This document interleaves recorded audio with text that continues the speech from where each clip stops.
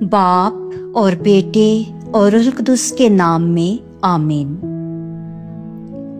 वो उनके देखते ही देखते ऊपर उठा लिया गया। रसूलों के अमाल में से हमारे लिए आज की तिलावत उसका पहला बाब पहली आयत से 11वीं आयत तक।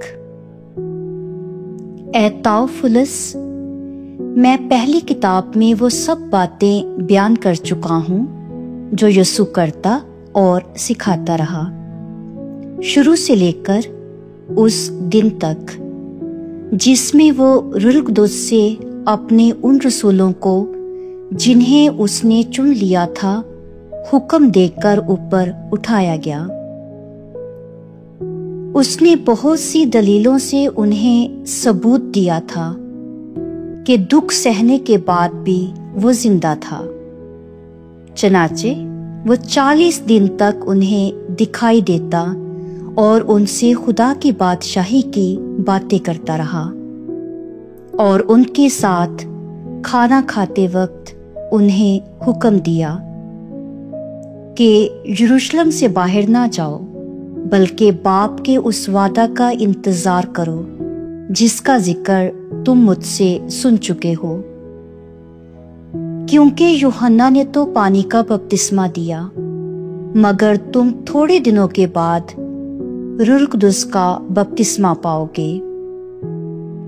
तब उन्होंने जो जमा हुए थे उससे पूछा कि ए खुदावंद, क्या तू इसी वक्त इस्राएल की बादशाही फिर बहाल किए चाहता है? उसने उनसे कहा कि तुम्हारा काम नहीं कि उन वक्तों या जमानों को जानो जिन्हें बाप ने अपने ही इख्तियार से मुकर्रर किया है, लेकिन जब रूह कुदस तुम पर नाजिल होगा तो तुम कुव्वत पाओगे और यरूशलेम और सारे यहूदिया और सामरिया में, बल्कि जमीन के इंतहा तक मेरे गवाह होंगे। और वो ये कहकर उनके देखते हुए ऊपर उठा लिया गया और बदली ने उसे उनकी नजरों से छुपा लिया। और वो उसे आसमान पर जाते हुए ताकते ही थे कि देखो, 2 मर्द सफेद पोशाक पहने उनके पास आ खड़े हुए और बोले, ए जलीली मर्दो, तुम क्यों खड़े आसमान की तरफ देखते हो? यही यसू जो तुम्हारे पास से आसमान पर उठाया गया है, जिस तरह तुमने उसे आसमान पर जाते देखा है, इसी तरह फिर आएगा। पाकलाम के पढ़े और सुने जाने पर खुदावंद की बरकत हो।